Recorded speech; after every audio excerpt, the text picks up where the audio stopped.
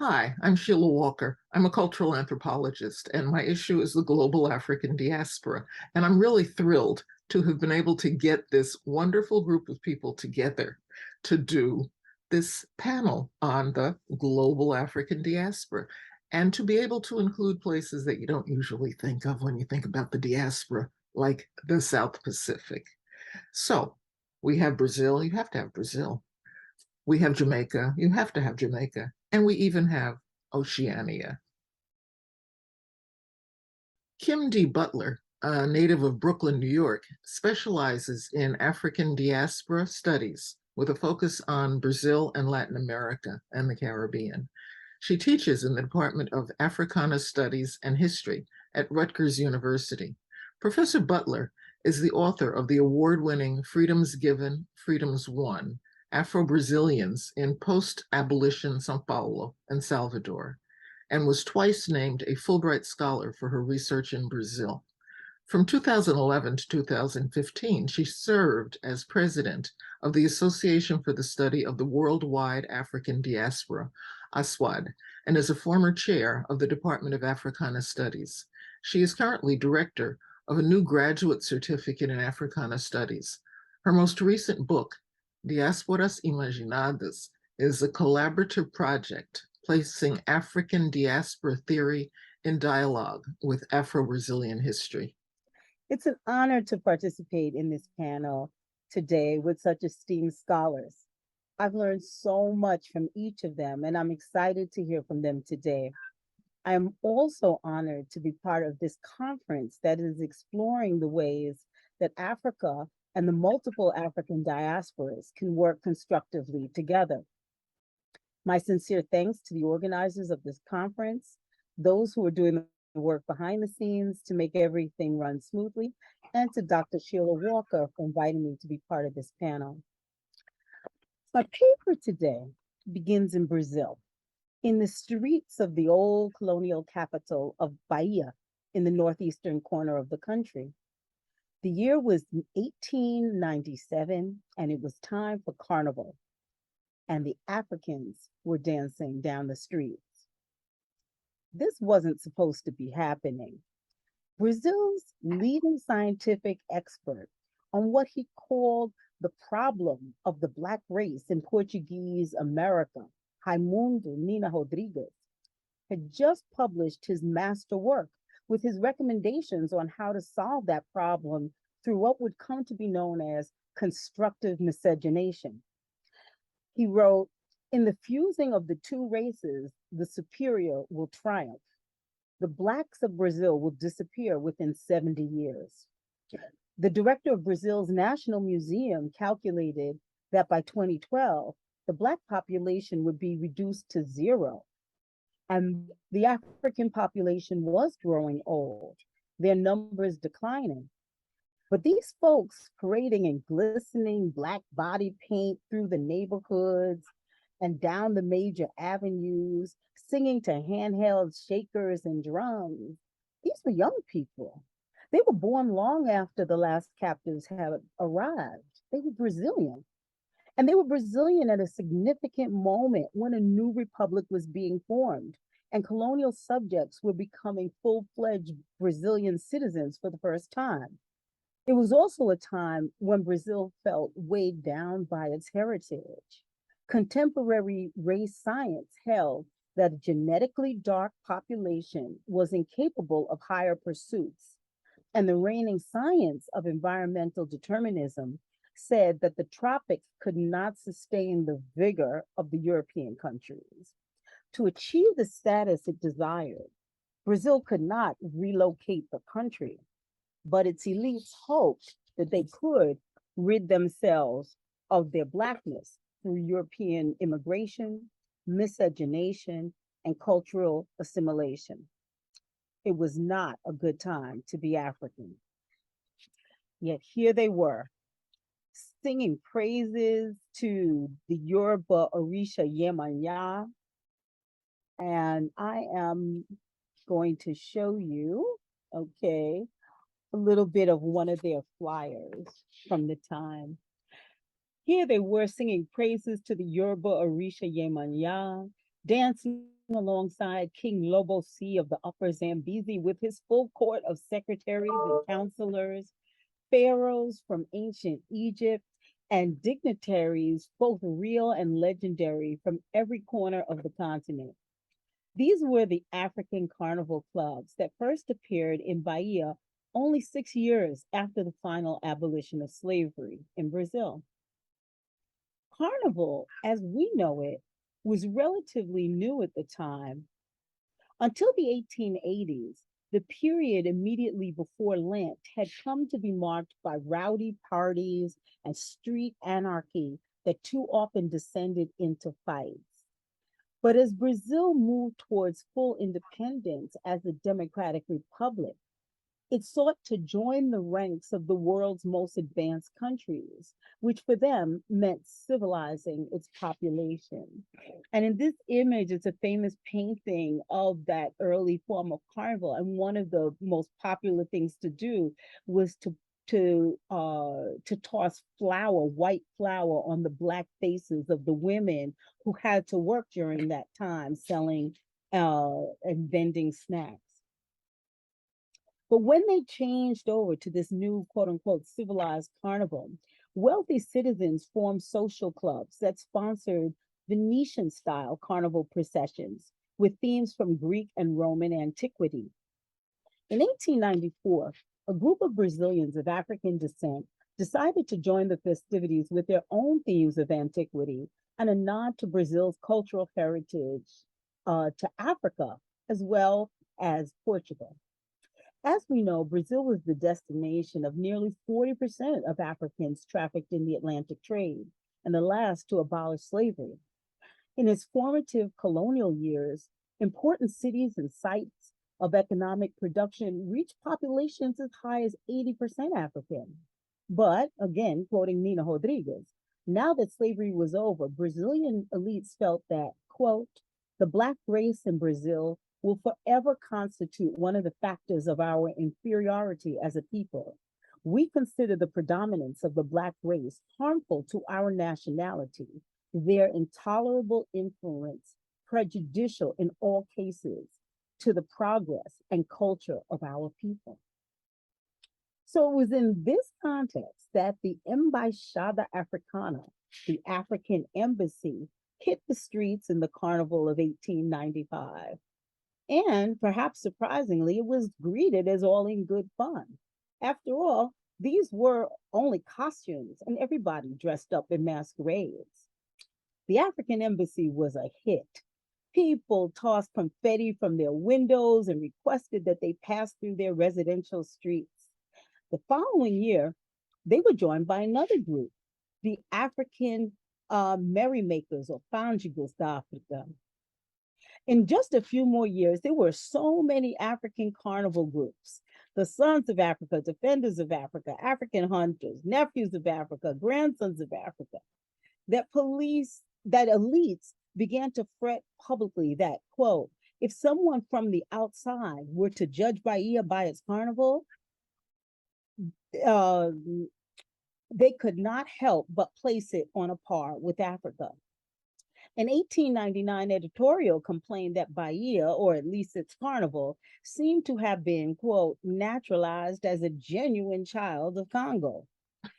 By 1905, they were all banned from carnival.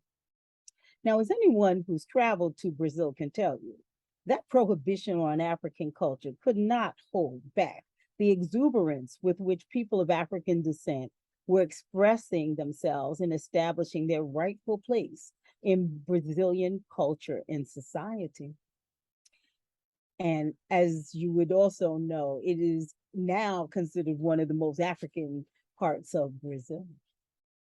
But the same year that Bahia banned its African carnival, Elisberto Souza, an African-born Babalao priest in the Yoruba tradition, was traveling in Rio, where he saw the Black street carnivals there, along with a popular writer.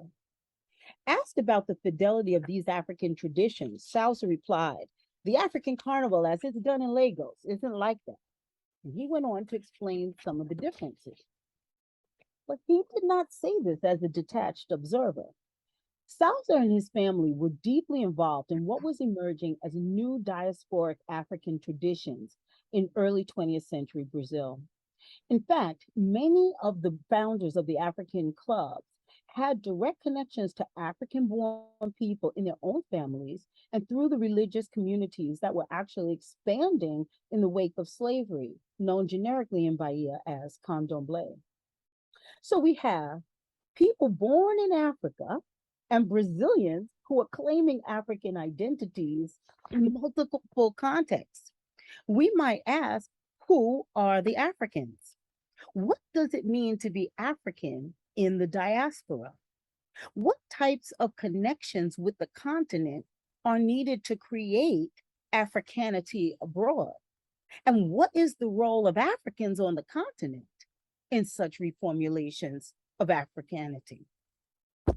These types of considerations have been widely studied under the rubric of culture change, with a heavy focus on what happens in the diaspora and within the conditions of the places of arrival. For our short conversation here, I'd like to think of these migrations and usages of culture within the context of the relationships between diasporas and homelands. For the African diaspora, one of the complicating factors is, what homeland are we speaking about? The factors that cause people to be dispersed into diaspora in the first place often cause the homeland to cease to exist or to be forever transformed. Indeed, the classic metaphor of the memorials dotting the West African coast is the door of no return. It forces us to contend with the degree to which a return is ever really truly possible. And how does the concept of return differ with the various generations of diaspora? Return and involvement has a different meaning and different terms for the person born in Abidjan or Casamance or Takoradi than descendants of distant dispersals centuries ago. But yet, as we see with the African carnivals in Brazil, and so many other examples, some of which my colleagues are exploring in this panel, relationships continue to be forged between multiple iterations of diaspora and the continent, as well as across the various communities of the diaspora. There are stories about the mechanisms of these connections, how these relationships came into being, help us to gain important insights into how diasporas function and the importance of culture as an agent of diaspora. Now, I'm using the language of mechanisms deliberately because relationships between diasporas and homelands don't just emerge organically, they are forged. Returning to our example from Brazil, scholars and contemporary observers tended by default to think of the Africanity being asserted by the Brazilian clubs as retention, but it was not. It was the result of considered choices and actual work. The participants in the African clubs chose to connect themselves to a continent that at the time was reviled by science and disempowered politically. The evidence suggests that many of them were also members of religious communities of African origin, the candomblés, and many of the founders held offices of responsibility and sacred titles. In Bahia, these communities originally reflected the various African origins of their founders, but by the late 19th century, people were joining these candomblé communities through initiation, regardless of their place of birth. With this, we see a shift in how homeland is being conceptualized from one specific ancestry to a broader range of possibilities based on connections to the continent in general. It is a choice they are making. They did have remembered traditions, but these were reinforced by individuals who traveled to Africa, especially Lagos, for religious training and initiation and for ritual objects. So, for example, when Ana Eugênia dos Santos founded the candomblé of Ilê do Axé or Pofanja, she was not following the culture of her bloodline as a Gurunsi, but she worked with a Babalao who had been sent as a child to Lagos for education and initiation.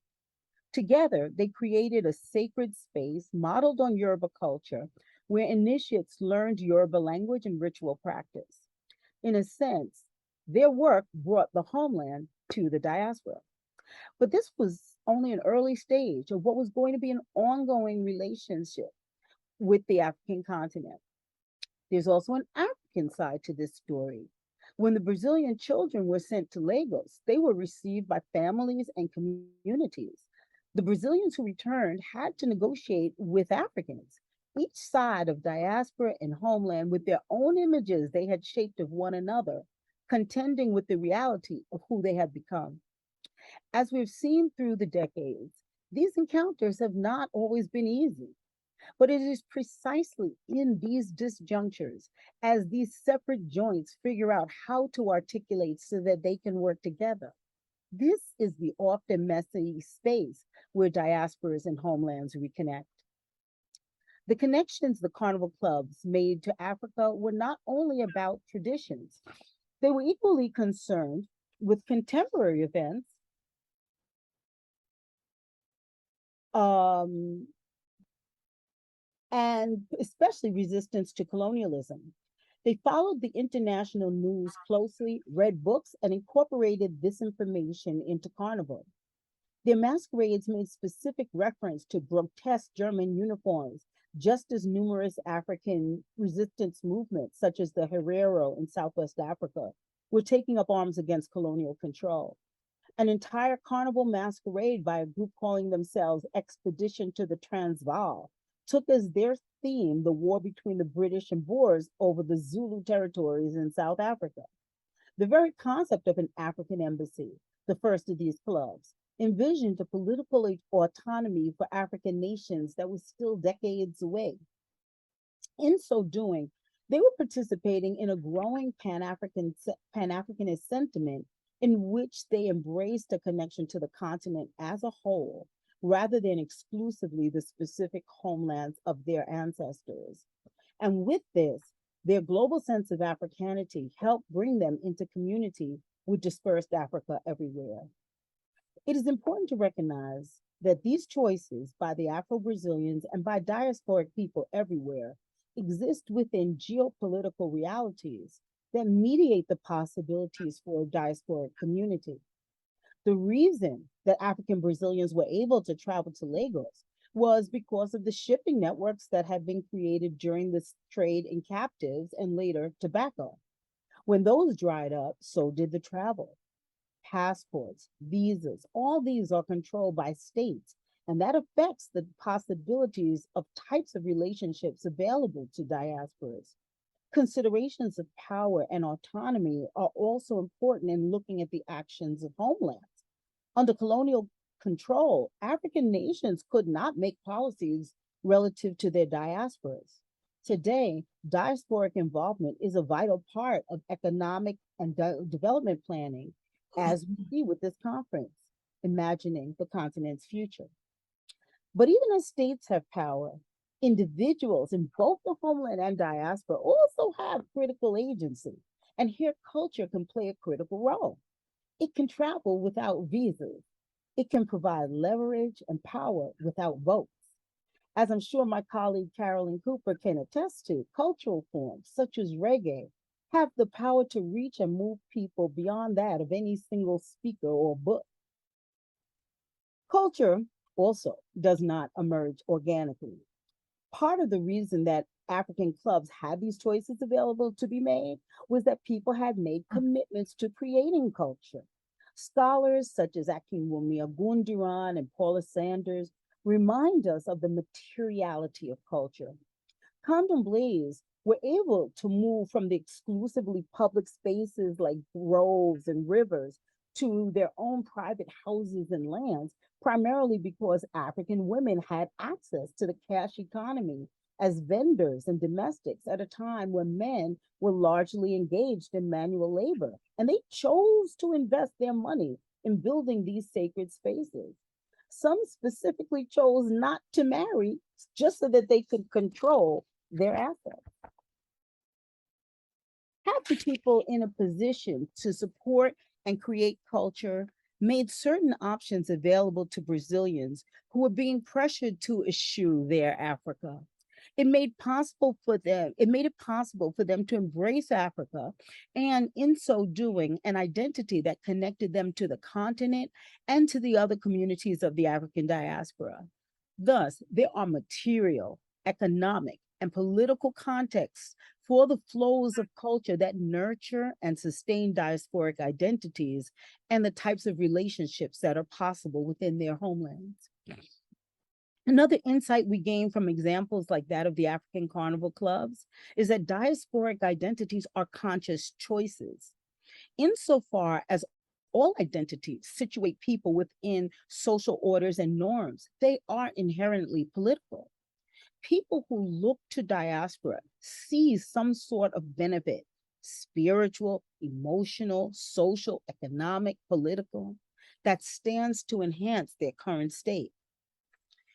Looking closer at the Black carnivals, we see that they saw value in connections, not only with the continent, they also saw value in cultural rootedness, in ways of living that were informed by Africa and supported a sense of self, humanity, and connection to heritage that was negated in societies built upon their enslavement and disenfranchisement. In recognizing their struggle as part of larger systems of global inequities, they recast themselves not as isolated, but instead as part of a broader community connected to the contemporary anti-colonial struggles of Africans and the struggles against racism and disenfranchisement in the diaspora. That radical vision ultimately extended beyond the Black world, leading to solidarities with other progressive causes. In 1901, the African embassy targeted US imperialism in their theme, with costumes representing Haiti, the Philippines, Mexico, and Native Americans. On their main float, Uncle Sam sat atop a rock labeled Cuba with a fish in his mouth, representing the Brazilian territory of Acre. And on his hat was emblazoned America for the Americans, a denunciation of US expansionism in global context. Indeed, claiming diaspora allowed Black Brazilians to make specific claims, but diaspora's greatest utility is often local. The carnival clubs use their identity as Africans to make claims about their rights and space as Brazilians. They use dialect and hyper local cultural references to establish themselves as Brazilians, but their Africanity to do so on their own terms. Brazilian elites told them they descended from backwards, barbaric people, but their Africa was noble. Their Africa was sacred, and this was the Africa they brought to the streets and people of Bahia. By claiming community with the African world, they were able to access that which was lacking if their only resource was Brazil. This was a time when diasporic possibilities were awakening as a critical component of pan-Africanism.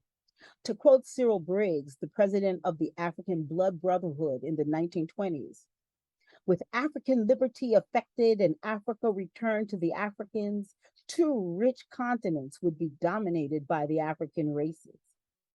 To use my own dialect from Brooklyn, diaspora is a way to say, we got your back. And greater theoretical clarity will, I hope, help us learn how.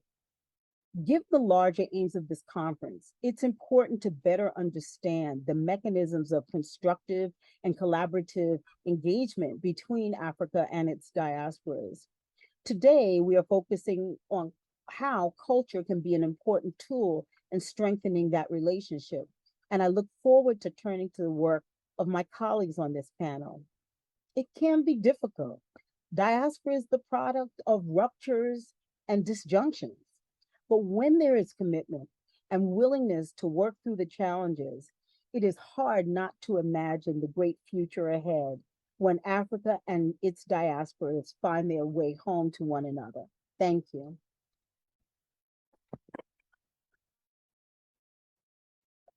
Wow, that was wonderful.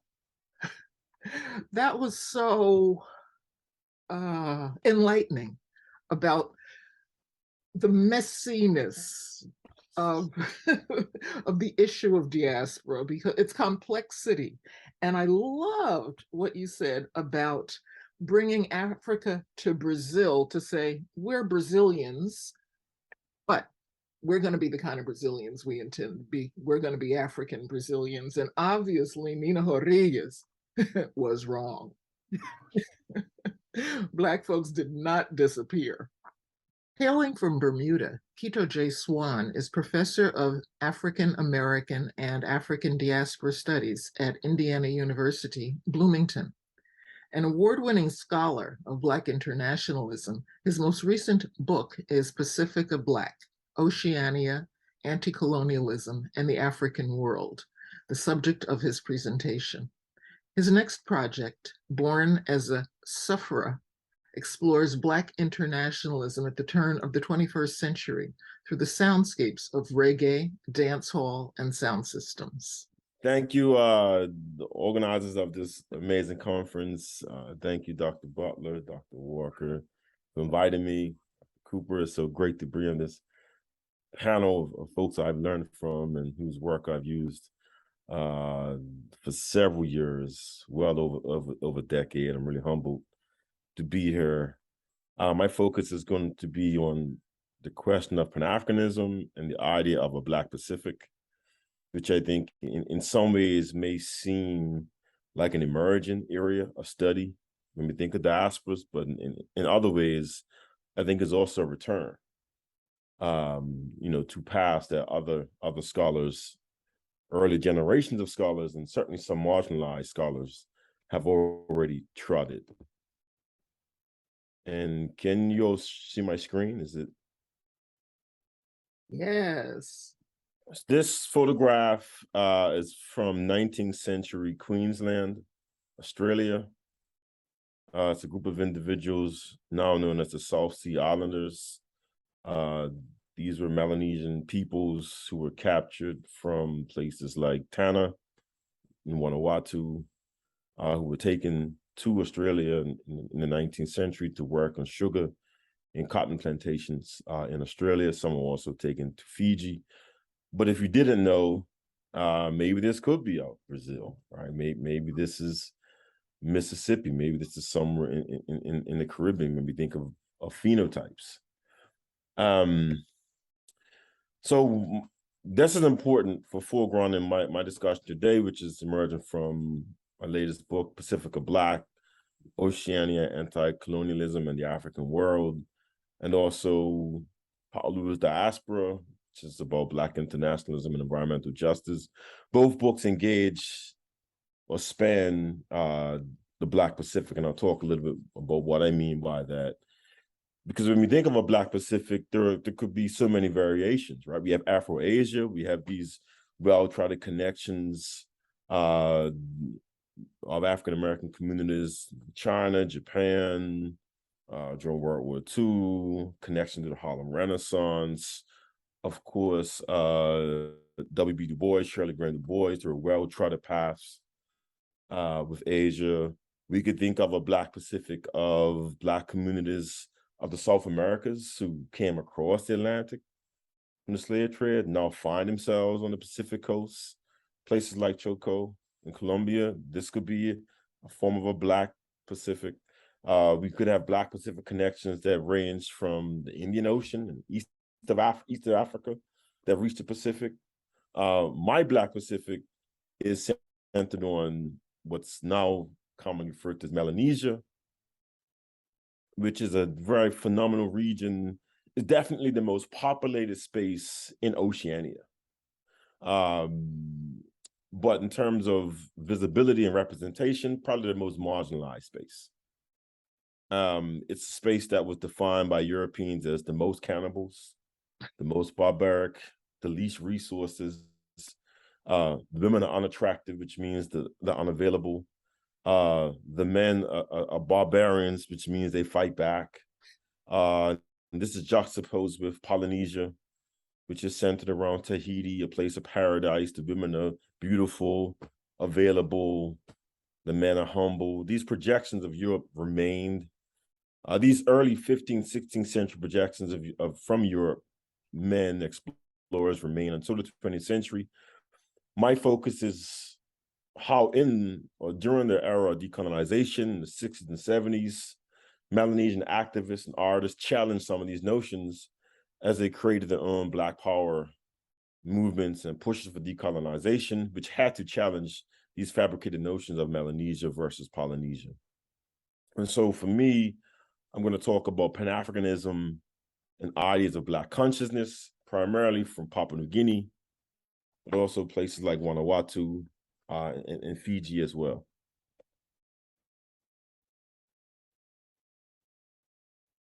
Well, excuse me for a second. This is a 19th century photo from Fiji. I found this pictures like this in the Fiji National Museum, actually very typical. You know, we could have a ton of conversations about aesthetics, hairstyles, the comb, the pick, but it's these kind of images, right? It's these kind of experiences that attracted Black communities from outside the region as saying, wow, this is part of a Black world. My work looks, phenotype is always important, but my work is also about, as Dr. Butler mentioned, the intentional forging of diasporas that sometimes comes out of political movements, the intentionality. Because when you travel to these spaces, you know, people of African descent, we're trying to reconnect, we're trying to build. It's very typical to find folks who look like us. And it's very easy to say, well, we look alike, because many times we do. The other questions of what did Black communities do with that is what has driven much of my work. Case in point, you know, Dr. Butler mentioned reggae. Of course, Dr. Cooper's work on reggae is phenomenal and quite trailblazing. This is my favorite album of Robert Nesta Marley, Survival, 1978. It's debatable. For me, it's not a debate. You know, the album cover, 1978, supposedly boasts of some 49 flags of Africa. It's a classic Pan-African image. The slave ship, the pack slave ship, survival on top. But there's one flag on this album that is not of Africa. It's the flag of Papua New Guinea, which says volumes about not just Marley's conception of Black survival, but how, for me, methodologically, the Black Pacific is always there, even when we don't see it. The Black Pacific is there in these really common spaces of Pan-Africanism, even if we don't see it. So the intentionality also is about intentionally trying to find these connections that have been there for quite some time. This is an image of Merce Tate, longtime scholar of history at Howard University, first African-American woman to obtain a PhD in international relations. She had an immense body of work in looking at the Pacific. She did Fulbrights in Hawaii, India. She wrote tons about blackbirding, which I'm sorry, I neglected to mention. This forced trade of the first photograph was known as blackbirding. She wrote a lot about the colonization of the region by Europe, and she taught at Howard University. She wrote a ton about the presence of World War II's impact in the region and how this Black mass of a Black political mass was going to emerge post-World War II to push against white civilization. This is a photograph of me sitting on a U.S. tank in Vanuatu. This is 2014 or so. There are a ton of, you know, leftover ships, planes from World War II, which speaks to other environmental justices we can talk about. But also there's a large presence of African-American soldiers who end up in Melanesia, in Papua New Guinea, and Vanuatu. So there are all these connections culturally, politically, world wars. Merce Tate is really important for me is because she also is a professor of Joseph E. Harris, who, you know, as we all in this space know, is one of the architects of African diaspora studies.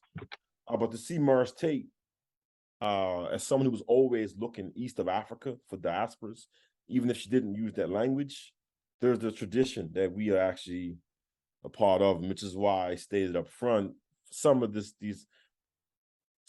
content may seem like it's trailblazing, but the paths have already been laid out in some ways.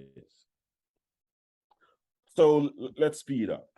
Stop number one, this is a cover of a pamphlet from West Papua, a group that was pushing for the independence of West Papua. West Papua shares the same island of Papua New Guinea. It's to the east, to the west, rather. It was colonized by the Dutch. The Dutch also colonized Indonesia. Post-World War II, Indonesia received independence. Indonesia claimed West Papua, and then a deal broke between the US government, Indonesia. West Papua was given to Indonesia, remains a colony of Indonesia, despite West Papuans loudly speaking for their sovereignty. This pamphlet from the 1950s is a classic example. Voice of the Negroids in the Pacific to the Negroids throughout the world. This matters because oftentimes when you speak of Black populations in Oceania, the charge is, are you projecting, Western notions of Blackness or identity onto the region? For me, it was important to find voices that connect with the Black world from the region. And this is one of the early clear examples that I've come across.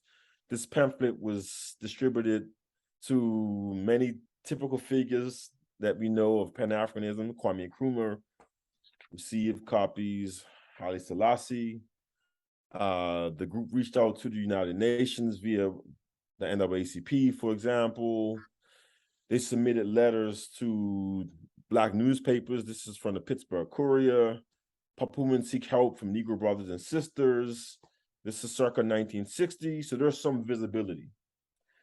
And ironically, when questioned decades later about, should more support have been forthcoming from the African diaspora, some West Papuans responded and said, yes, but these communities are blinded by Bangdang. And what they meant by that was Bangdang actually, while Bangdang is heralded as a moment of Afro-Asian solidarity, and it should be, Indonesia also used the Bangdang Conference to solidify its colonization of West Papua, which also speaks to the notion of the Black Pacific is not just about, oh, look what Black folks did over there, but if you think about the world from a Black Pacific, does it change some of our notions of Pan-Africanism, of Black life, of Black freedom struggles? Does it challenge some conceptions? Does it complicate spaces like Bangdang? Because from the Black Pacific's perspective, Bangdang is not simply a conference of freedom struggles. It's also a conference of colonialism. Ironically, West Papua was given support from people like Leopold Senghor, who allow West Papuans to establish a base in Dakar. This is a flyer from 1980 from Solidarity Week in Dakar. So this is a long-standing issue that hasn't been resolved, that remains a powder keg for the Black Pacific. Still in the context of World War II, this is a photograph of a young Calf Walker, without question, one of the most critical activists of Aboriginal Australia, political poets. She was a national leader in a group called the Federal Council for the Advancement of Aborigines and Torres Strait Islanders, which was a body of organizations similar to the NAACP. Well, actually beyond that, similar to like a SNCC, if you think about an organization of organizations. She also was an amazing poet.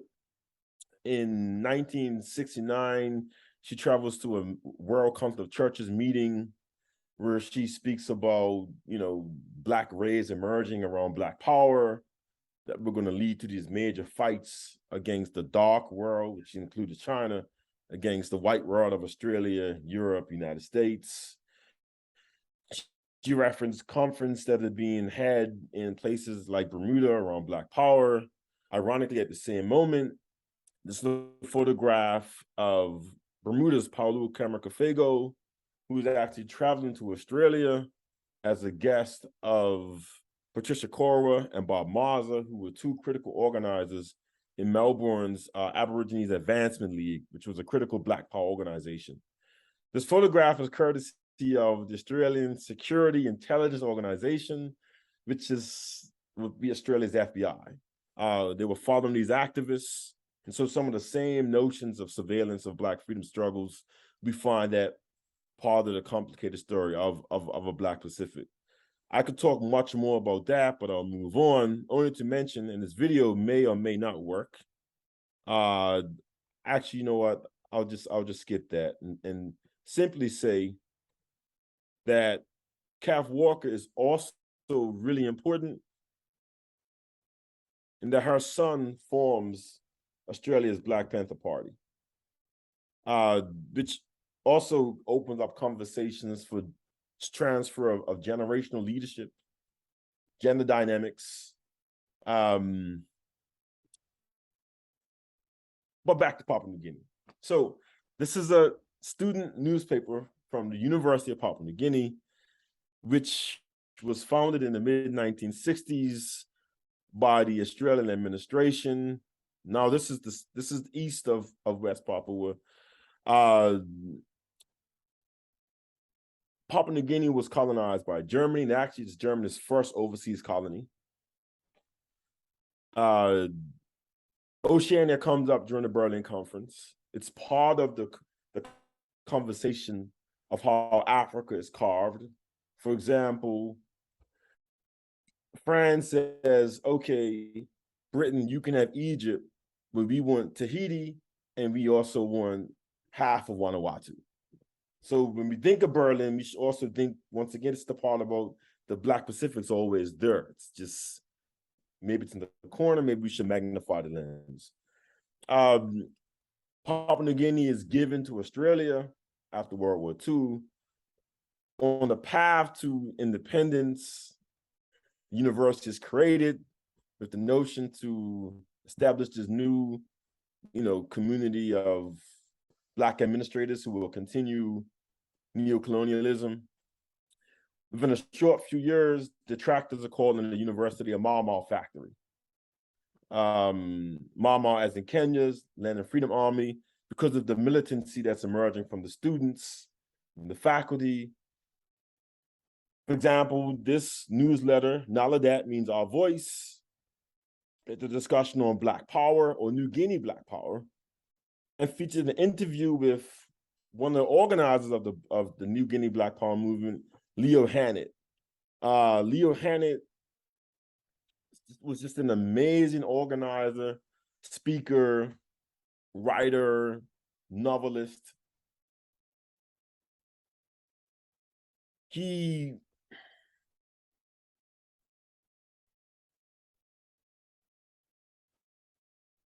was part of a collective of artists from the New Guinea Black Power group who wrote, who expressed what it meant to be Melanesian through visual art, through sculpture, through prose, through demonstrations, debates, song, magazines, journals. They created this amazing canon of Melanesian thought that also reflected the presence of a ton of African scholars who teach at UPNG in the 1960s. And that tradition extends throughout. Dr. Walker and I have talked about people like Angela Gilliam, Black feminist anthropologist who taught at UPNG. Uli Bear, who we know of his work with Black Orpheus, was at University of Ibadan for several years, goes to UPNG. He brings this canon of connections. So students there are reading from Achebe, Nkrumah, Malcolm, King, Senghor, The reading works in French and English. It's a combined space of literature. This photograph is from an annual conference known as the Waigani Seminars that started in the 1960s, and each year they featured on Melanesia. They featured Melanesia and economics, Melanesia and politics, Melanesia land, and this attracted scholars from across the global South. And once again, really started to retransform what it meant to be Melanesian. So Melanesian goes far beyond being a place of barbarism for these individuals. And because of this, UPNG attracts Black scholars, Black thinkers, and other indigenous scholars from the rest of Oceania, which is important because to the untrained eye and to the outside world, Papua New Guinea is seen as a land of past, the land of the past. We believe Time Magazine and Life Magazine, a place of Stone Age peoples, you know, the trope, you know, they never saw a white man until 1970, didn't know they were colonized. But in Oceania, Papua New Guinea is actually a vision of Black modernity. It's an independent Black country with the largest Black population, without question, in Melanesia. Meanwhile, Aboriginal communities, right, who are in quote unquote civilized Australia, don't have political rights. Are barely 2% of the census. According to the Australian Constitution, are relegated to fauna or plants until the 1980s. So in Oceania, Papua New Guinea is the future, not a mystic tribal past. There would be no Pacific studies without this Black arts movement from Papua New Guinea at all. And Pacific scholars know that work, or know that connection. This is a cover of one of the magazines they produce, Kovave. There's a ton of this material. Kath Walker herself frequents Papua New Guinea. In 1976, at the first independent Papua New Guinea Writers Conference, she asks, is it too much to hope that before long, the Black artists of the Pacific will meet yearly to celebrate in a Black Pacific Festival of Arts? This to me was also important, right? Because the notion is, are we projecting a notion of a Black Pacific onto peoples who wouldn't have identified as such? But for me, the notion of a Black Pacific also emanates from the vocabulary of indigenous thinkers of Oceania. And, you know, being quite frankly, my work as someone who looks at Black internationalism, I'm just blown by the ton of networks, the art, the culture that emanates from this region. They literally had several of these conferences every year. I'm only given a small fragment of what is there. So in terms of a Black Pacific, it's not just about history. It's an interdisciplinary space that needs a ton of other eyes. This is Albert Wendt, an icon of Pacific studies. I thought this photograph was really striking. It's actually from the office of the Polynesian Panthers, which was a Black power group forged in New Zealand, which in according to most accounts, this is actually where Bob Marley got a sense of a broader Black world. At least one argument. He makes a survival tour where he goes to New Zealand. He meets former members of the Polynesian Panthers, who by that time had become Rasta. And there's these connections that are made. If we look at the wall, we see a flag of a flyer for the PAIGC from Guinea-Bissau. World Day of Solidarity against colonialism, neocolonialism, imperialism. Literature from the Black Panther Party. Also, an image of a young Bobby Sykes, who was a major political activist. Dr. Butler mentioned African embassies. Sykes was I think there's something there. We probably should think through the creation of these embassies, these African embassies across the diaspora. I think is really fascinating. Aborigines created their own Aboriginal tent embassy movement. They still have these embassies set up in the capitals to express the point that they never ceded their sovereignty. I think there's a lot here when we think about indigeneity as well. What I found in my work is that Aboriginal peoples tended not to feel like they had to make a choice between being Black or Indigenous.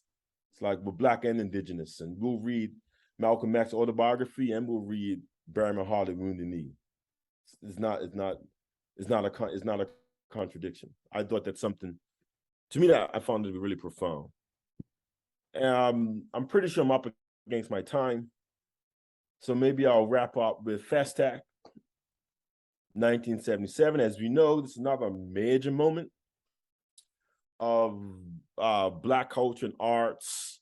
Papua New Guinea sends a delegation to FESTAC, which says a lot about how the country as a nation saw itself as part of the Black world. I think that matters. Australia sent the delegation, or I should say there was a delegation of Australian Aborigines that go. But there's such a broad difference, right, between Australia, which denied Blackness, and Papua New Guinea that leaned into the notion of being Melanesian. And okay, I'll wrap up. These are images from Fiji, which also, while to the outside world may just be seen as a place of Fiji water and not a place of radical politics, from Fiji emerged a really powerful Pacific women's movement led by women like Amelia Rukutuvuna, Vanessa Griffin, and Claire Slater, who also started in Papua New Guinea. They were organizers of the Young Women's Christian Association, which in Fiji they transformed to a really radical space. They organized a Pacific Women's Conference in 1975, where they brought several Black women speakers, people like Tyus Aubrey, a really marginalized linguist. Rose Catchins of the Methodist Church was really instrumental, and they were part of this network that stretched across the Pacific, Africa, for example, and also Mexico during various UNESCO meetings around Women's Year. So Fiji as a site of some of these conversations also is critical. But I'll stop there, and I look forward to more conversation. Thank you. Fascinating. That was amazing. That was fantastic. Thank you. Thank you both. Yeah. Oh my gosh. Love that. And when you think that we, in general, we who are not you who have done these studies, we don't think about that level of internationalism, including the Black Pacific. Right. And we have a sense of, even some of us who consider ourselves diasporan scholars, I think we don't have a sense of the grandiosity of the sense of diaspora and the construction of diaspora, the sense of agency, of conscious choices, a point that Kim made so importantly. I'm sure you have something to say to each other about your presentations. Well, I'll let Kim go. There's actually so much I could say. I mean, I just cannot underscore how important it is, because some of the things that you are showing are lines of connections, collaboration, whatnot, that are outside the traditional ones we look at. And so, for example, Bob Marley's choice, and I agree with you on that album, by the way. Okay. Amazing albums and amazing covers that I actually had. I was literally thinking with it to help me do some writing and some visualization. There's so much going on there, and I did not know about that particular flag on there. I just assumed they were all continental Africa. Right. And so his choice to put that on there, to make those connections says so much. Right. And so it's really, it helps us really make this picture together when we start seeing all of the various avenues of community building, so I'm just bring more. Keep bringing more. But for me, I think what's exciting is that, and of course, Dr. Walker, you've been all across the region as well. It's been exciting for me to use and test the tools of diaspora to see how they work in a space like Oceania that has been there. These communities have been there so long that they've created other identities that aren't just about out of Africa. But there's this notion of an ancient provenance, but there's other homes. So, for example, I showed the image of Paulu and Patricia Korber in the airport. She would go to the Congress of African Peoples in Atlanta in 1970. And she was so blown by discussion of homeland that she said, you know what, I'm not going back to Australia. I'm going to go back to Vanuatu, where my folks were taken from. So she used the notion of homeland and applied it to her context. She goes to Vanuatu, she's surveilled by the French and British government and deported.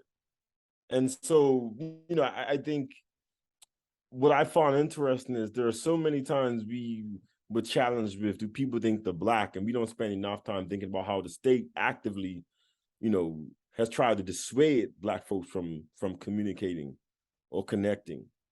These consistent interlocutors, because left to ourselves, we make the connections that best fit for our communities. And there may always be tension.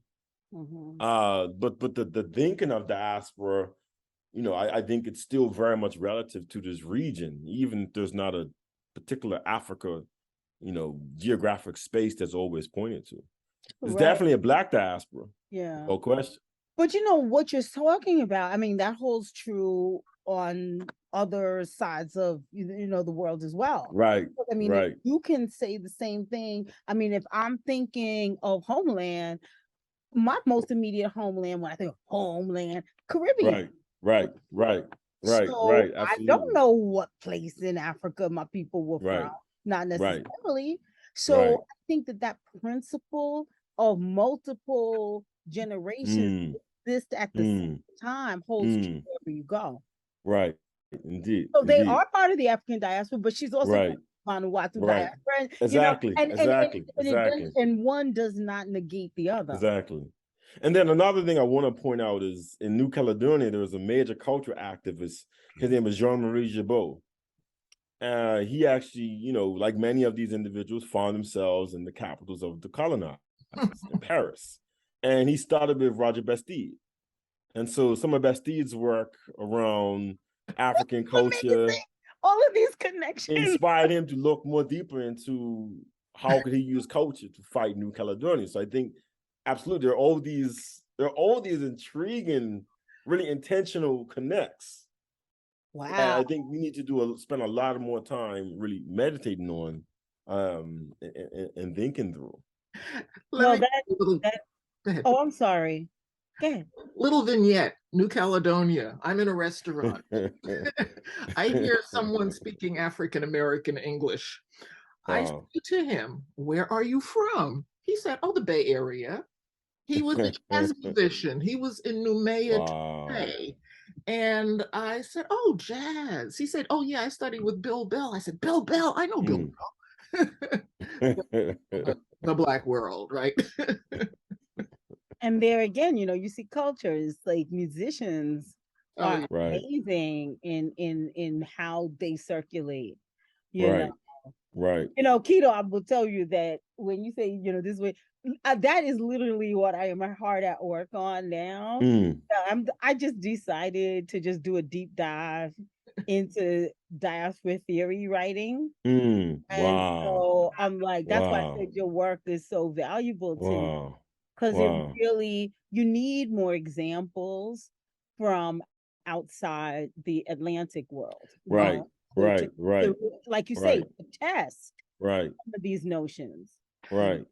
I have Eh, a moment. I was in Australia. I had just arrived, and mm, an African American woman who had gone there to dance and stayed said, "Oh, you have to meet Imelda." Well, who's Imelda?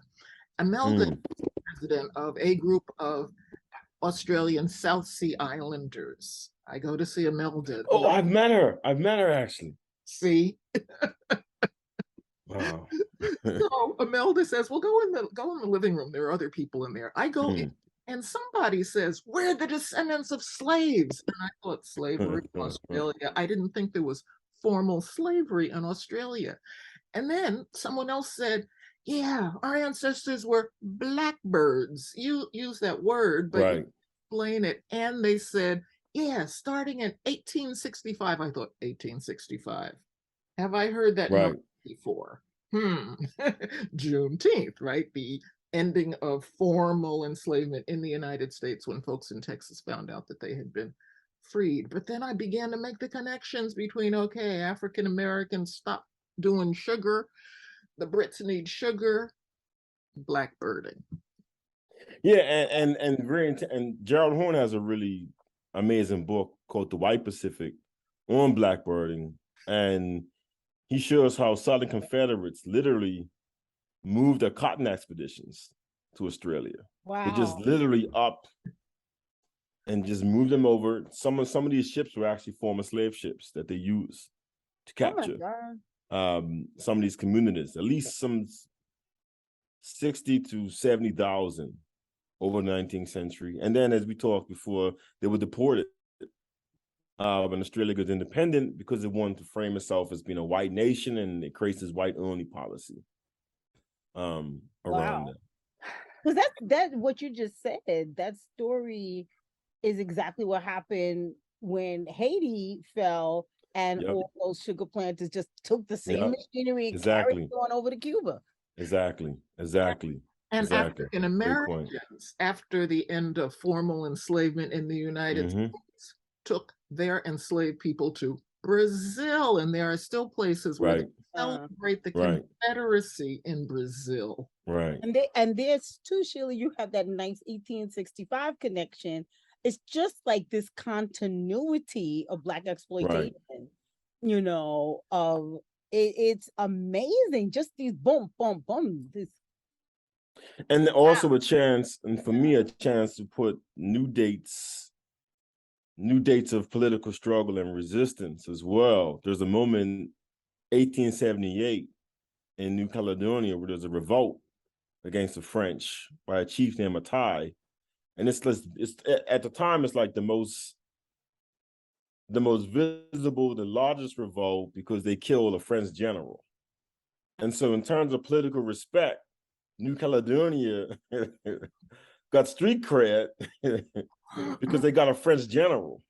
And so it's heartbreaking because New Caledonia is still a colony, but they had one of the first, strikes against slavery or U.S.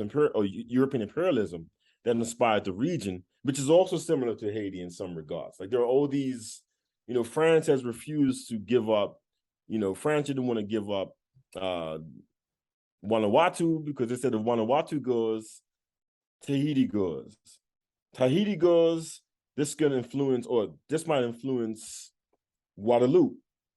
This might influence Martinique. And they were concerned, they called it a New Caledonian, I'm going to butcher the word, but almost like a pandemic of resistance that the Pacific insurgency might influence Caribbean insurgency. mm-hmm. And they were very much concerned about that. They were very much concerned about connection with Africa, and intentionally try to sabotage traffic between, some of these groups. Well, what I can see happening here is that Dr. Butler's theorizing about about the African diaspora has just grown. And I would imagine that it was a little more Atlantic until now, not excluding the Pacific, but perhaps not including all of those ins and outs of Black Pacifica. Well, I will beg to differ. Only because, the thing, because remember, I went to Howard because of Joe Harris. Right. And Joe Exactly. Harris was an Indian Ocean guy. Exactly. So Right. it's always in my mind. It's just that we don't have enough material. Plus, I'm trained as a Brazilianist, so that's what I know Right. best. Right. But it's never Right. out of my mind. And even though, I don't always have the material to put into my statement, it is not out of my thinking. But that's what I meant about Yeah. your tools, because Yeah. one of your tools is the connection. Diaspora is people to people, Mm-hmm.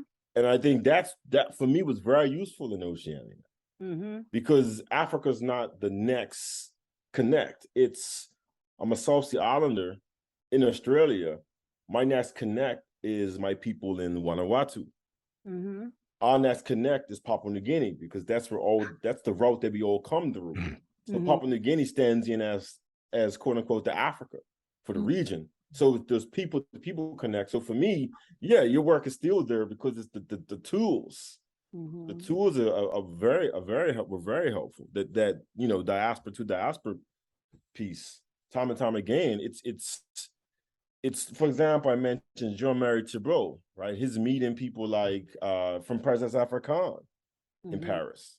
His meeting other thinkers, his reading Frantz Fanon. So it's this Oceania to the Caribbean, back to Africa, all these other intersection. One last thing, and then I got it. It's the same point. I mentioned the Pacific Women's Conference. Lucille Mayer is the keynote speaker. Lucille Mayer, icon of Caribbean history. And she gives this talk and she says she wanted to bring greetings from the Sisters of the Caribbean to the Sisters of the Pacific. She felt at home in Fiji. She felt like a twin sister of Jamaica. She saw it in the landscape, the frangipani, the breadfruit trees. And for her, it was a familiarity. And I think that speaks to, what we're talking about. There's a direct Caribbean straight to Oceania connect, because the islands, the landscape, the ecologies are similar. But when I got to Oceania, I'm being from Bermuda, I'm always seeing myself as an island person. I get to Oceania, they're like, you never had pineapple yet. You haven't had papaya yet. Breathing breadfruit comes from. You got breadfruit from us. You calling Yemoya and you should, but we calling our deities her that have been there for thousands of years. So we're island people. You're just becoming island folks. And it was like this great moment, right? Because for me, it definitely changed how I thought about, my notions of looking at, Caribbean, Latin America as like, wow, this is a long-standing island connection that is like, is exhilarating. Being like a freshman. And the papaya was good. I conceded that. They were right. What I found fascinating was I thought Joseph Harris started it all. And to know that Joseph Harris had a professor, an African-American who was looking east of Africa. Could you say just a little more about her? Because we need to know we have intellectual ancestors. She's the truth. I mean, when it comes to Oceania, I learned so much about, she's from that school of historians where it's like Hollandia, Australia, New Zealand is how you get New Hollandia. Let me back up.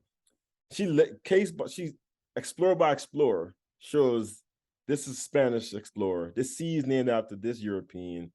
This capital is named after this person. It was like an ABC of colonialism for the Pacific that she kind of laid out in these real basic ways. Her work on Black Burden, stands out. She was well published in places like, Negro Journal of History. I think is only due to sexism that we know Rayford Logan more than we know Morris Tate. She was, without question, a pioneer. She was so ahead of her time. But she also had she also was playing with the notion of diplomacy as well. She has a few unpublished manuscripts. Barbara Ransby, I believe, is working on a project about her, which I think would be really great. But she's a giant. But then there are others who show up, you know, like Anna Julia Cooper talks about Oceania. The UNIA, there's a chapter formed in Sydney, 1920. Excuse me. Amy Jax Garvey is a part of that process. The Negritude movement is all over Oceania. Jana Darl challenges Josephine Baker for playing Pacific peoples in plays, you know. So there's like this connection. There's all these extensive connections that are taking place that Morris Tate's probably the most, I think, quote unquote, traditional academic. But there are others as well. Sheikh Anta Diop is another one of these folks. So there's a lot, you know. I would admit my work is pretty much post World War II. That's the era that I focus on. But there's much more. There's much more. And you know something, Sheila? I went to Howard, and I tell you, they talk about Rayford Logan all the time. I mean, they mention Morris Tate in passing, but they don't really teach her. I mean, I can't say don't. That was a million years ago when I. No, you're still right. You're still right. You're still right. For me, it was an accident. I was like, this can't be the same Morris Tate. This can't be the same Morris Tate. She has papers in Moreland Spring on. Like, why aren't we? That's a whole nother story. Well, thank you so much. I'm really glad to have been able to bring you two together. And when we find out what Carolyn Cooper has to say, that's going to be pretty amazing. Carolyn Cooper is a public intellectual committed to widening debates on cultural politics beyond the walls of the university. She writes a weekly column for the Sunday Gleaner that she posts on her bilingual blog, Jamaica Woman Tongue. She has appeared in numerous documentaries on Caribbean culture, produced by a wide range of local and international media houses, such as Television Jamaica, Al Jazeera TV, National Public Radio, USA, the BBC, ARD-TV, Germany, the Australian Broadcasting Corporation, and Be World Connection, Guadeloupe. For her outstanding work in the field of education, Professor Cooper was awarded the national honor, the Order of Distinction in the rank of Commander in 2013. Thanks very much for that generous introduction, Professor Walker. It's a pleasure for me to participate in this important conference on education and restitution. The cultural production of Africans, both on the continent and scattered across the globe, has long functioned as a vibrant celebration of a shared heritage and a common history of struggle against racism, colonialism, and imperialism. In particular, popular music is one of the most potent manifestations of resistance against repressive political systems. But its value as ideology is not always acknowledged. Popular music is usually conceived as mindless entertainment devoid of intellect. In an essay, Rastafari as Pan-Africanism in the Caribbean and Africa, published in the African Journal of Political Economy over 3 decades ago, the Jamaican political scientist Horace Campbell asserts that, quote, the scholarship on Pan-Africanism has tended to document the 5 major Pan-African congresses which were held between 1900 and 1945. This was easier than the study of the movement of Pan-Africanism, which took differing forms among Africans in the continent of Africa, in Europe, in North America, and the Caribbean, unquote. Unlike conventional Pan-Africanist scholarship as characterized by Campbell, my academic research on popular music traverses the less traveled terrain of grassroots and concrete politics. I examine the lyrics of reggae songwriters, documenting what they disclose about popular and populist Pan-Africanism. Global reggae icon Bob Marley defines reggae music as an instrument of systemic resistance in his anthemic One Drop from the Survival album. So feel this drum beat as it beats within, playing a rhythm resisting against the system.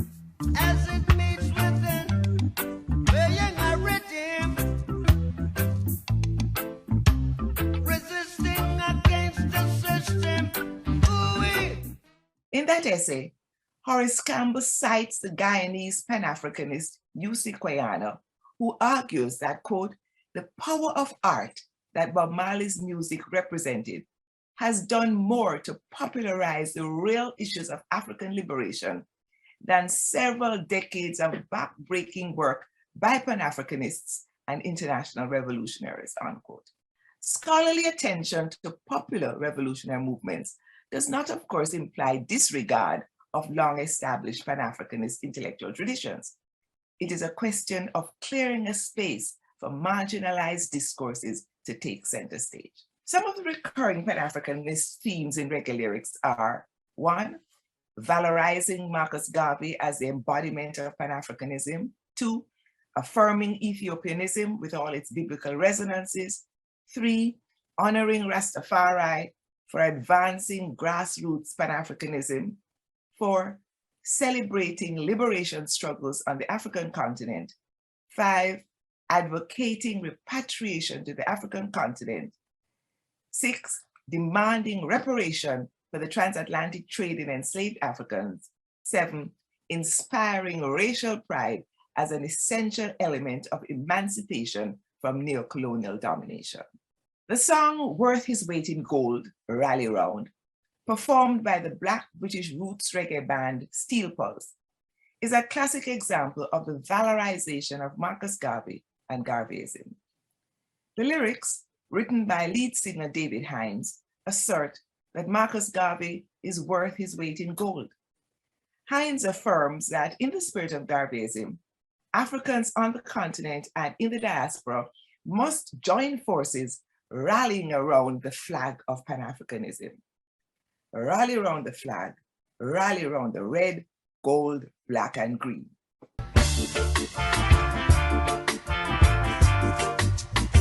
Yo, yo.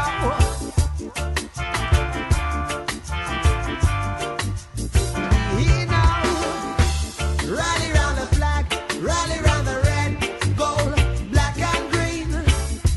Rally around the red, gold, black, and green.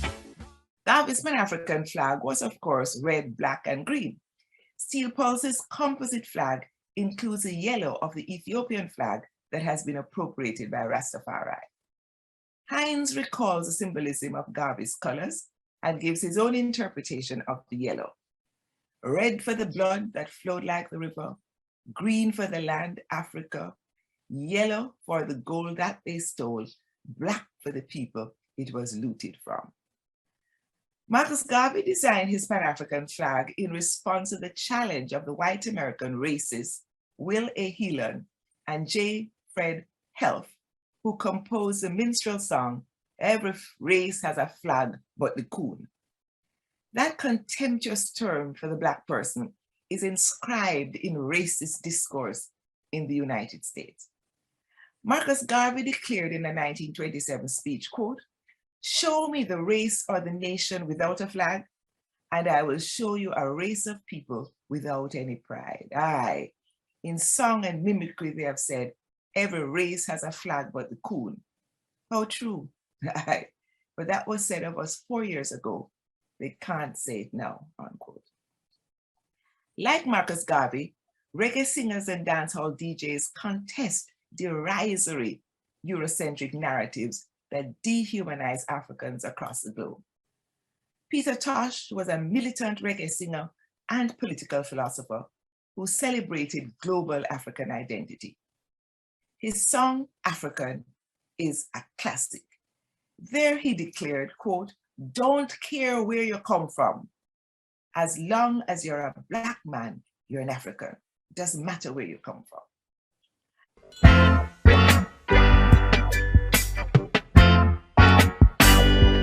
Don't care where you come from. As long as you're a Black man, you're an African. No mind your nationality, you have got the identity of an African. I generously forgive Tosh for that conventional use of man to include woman. It would be far more sensible in popular usage to allow woman to signify androgyny. After all, man is wombed in woman. But let us leave aside this feminist red herring. What is much more pertinent is the fact that Tosh emphatically deploys African, not just Black, as a marker of racial identity. He subverts conventional representations of racial politics in Jamaica. Africa has been so dehumanized as a consequence of colonization that relatively few Jamaicans, even today, want to identify themselves as African.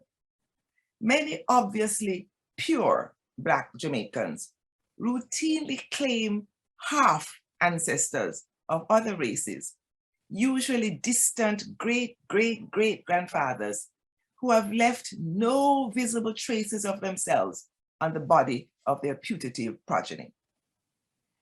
Eurocentric narratives of Africa as a continent of brutal savages waiting to be discovered and civilized still determine the perverted identity that many African Jamaicans choose to assert.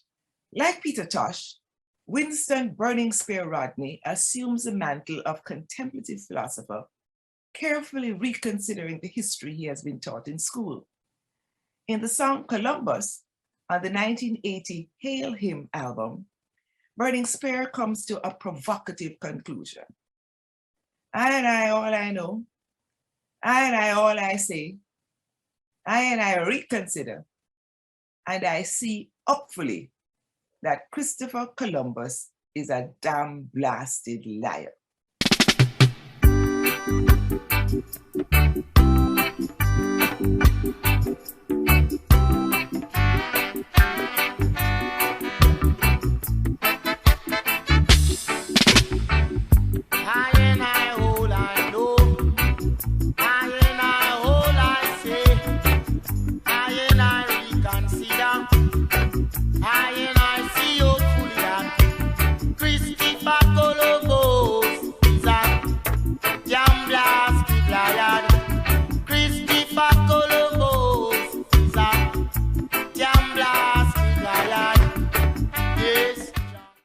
Disdaining euphemism, Spear chooses an emotive Anglo-Saxon word, liar, to bluntly characterize a fiction that Columbus discovered the Americas. Furthermore, Columbus is not just a singular liar. His untruth signifies the fraudulent entanglements of Eurocentric historiography. Burning Spear argues that, quote, a whole heap of mix up, a whole heap of bend up, go have to straighten out, unquote. The reggae lyricist's thought is not expressed in the abstract language of post-colonial theory. Instead, he uses vivid imagery, mix up, bend up, and straighten out to decry the distortions of history that must be revised. Like the reggae songwriters, cultural critic Louis Chudisoki explores the representations of Africa in his erudite essay, When Echoes Return, Roots, Diaspora, and Possible Africa's a Tribute. Chudisoki, born in Nigeria, raised in Jamaica, and long resident in the US, embodies pan-Africanism. He tells an archetypal tale of the complex ways in which echoes return and turn again.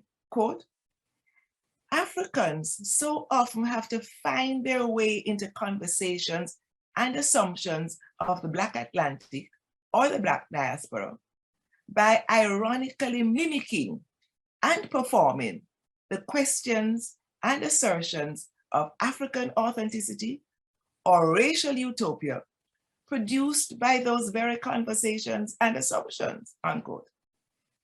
The fundamental question Chudisoke answers so brilliantly in this provocative essay is this: how a music, quote, how a music that begins as a statement of Jamaica becomes globalized and translated as a sound of the very world itself, and then is appropriated due to its relentless symbols of Africa by Africans themselves, unquote.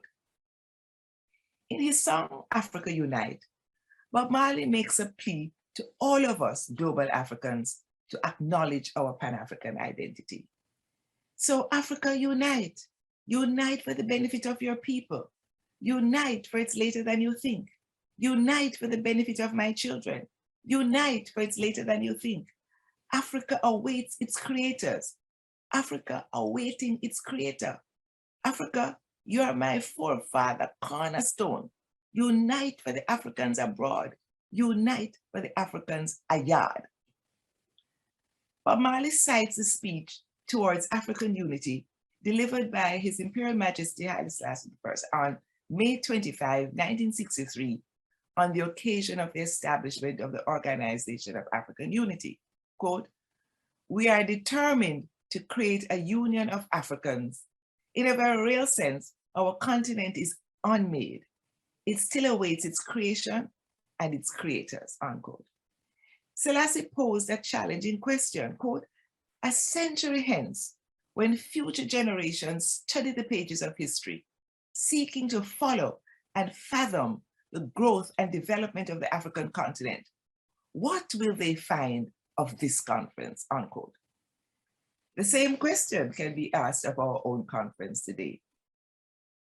Almost 6 decades after the founding of the Organization of African Unity, and 2 decades after the establishment of the African Union, we on the continent and in the diaspora must ensure that future generations will inherit a legacy in which the Pan-Africanist vision of Haile Selassie, Marcus Garvey, and so many other revolutionary thinkers is finally realized.